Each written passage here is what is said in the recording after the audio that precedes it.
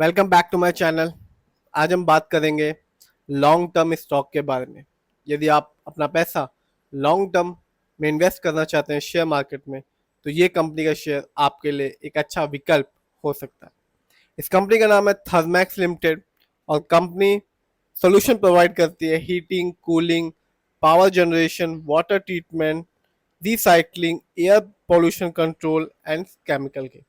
Long term में अपने share holders को ना केवल रिटर्न निकाल के दे रही है कंपनी, साथ ही साथ हर साल ये कंपनी अपने शेयर होल्डर्स को डिविडेंड भी दे रही है।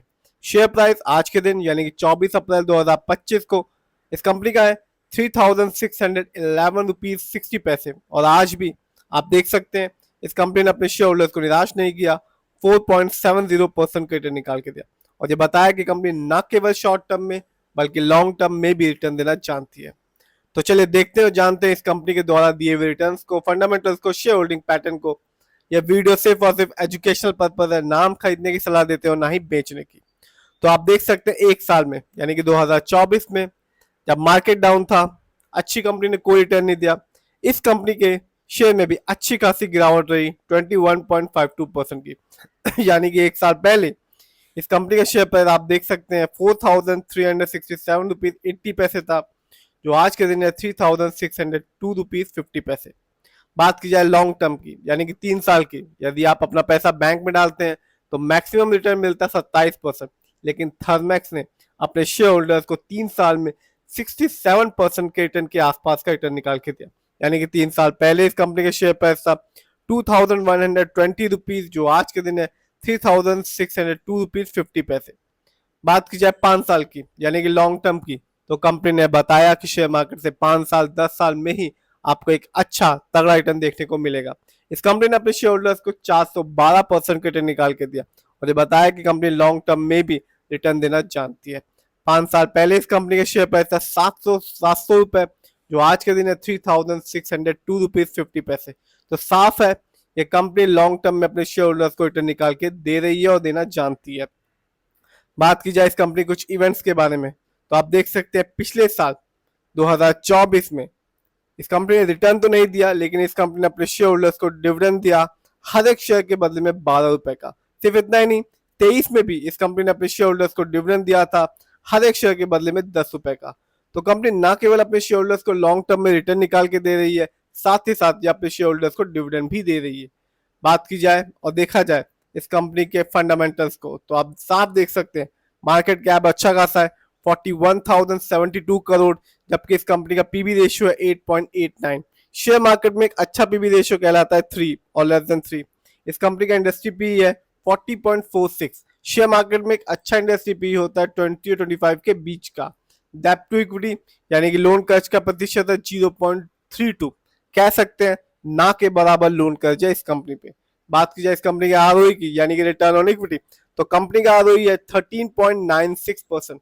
शेयर मार्केट में एक अच्छा आरओई कहलाता है 15 और 20% के बीच का। जब भी किसी कंपनी का आरओई हाई होता है या पॉजिटिव होता है, तो ये बताता है कंपनी हमारे पैसे को सही जगह इस्तेमाल कर रही है, जिससे हमेशा लॉन्ग टर्म रिटर्न पाने की संभावना बनी रहती है। और जब भी किसी कंपनी का आरओई कम होता है या नेगेटिव होता है, तो ये बताता है कंपनी हमारे पैसे को सही से इस्तेमाल नहीं कर रही, जिससे रिटर्न पाने की संभावना कम हो जाती है। इस कंपनी का बुक वैल्यू है 387.83 और कंपनी का फेस वैल्यू है 2। नीचे आते हैं और देखते हैं इस कंपनी की फाइनेंशियल कंडीशन को।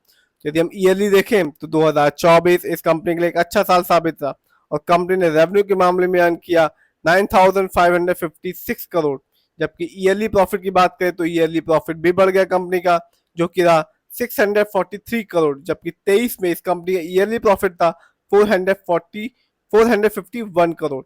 बात की जाए नेटवर्थ की, तो कंपनी का नेटवर्थ 2024 में बढ़ के रहा 4,440 करोड़, जबकि 23 में इस कंपनी का नेटवर्थ था 3,870 करोड़।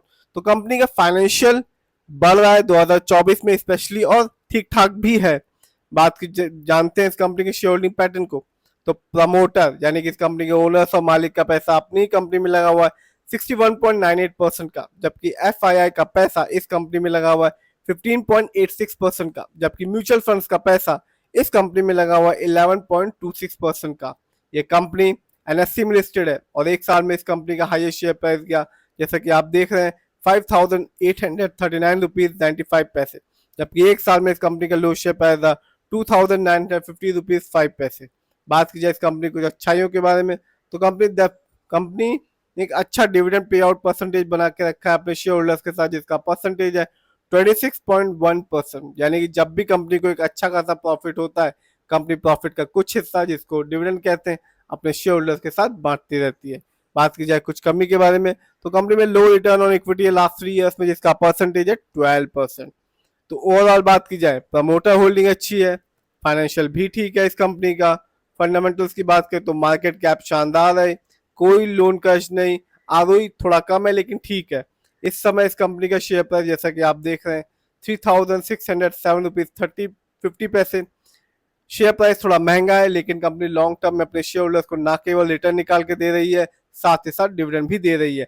5 साल में 400 से ऊपर का रिटर्न निकाल के दिया, 3 साल में इस कंपनी ने 66% रिटर्न निकाल के दिया, और हर साल ये कंपनी अपने शेयर होल्डर्स को डिविडेंड दे रही है। फिर भी जिस भी कंपनी के शेयर में इन्वेस्ट कीजिए, खुद रिसर्च कीजिए, एनालाइज कीजिए, अपने फाइनेंशियल एडवाइजर की राय लीजिए, फिर अपने पैसे को शेयर मार्केट में लगाइए।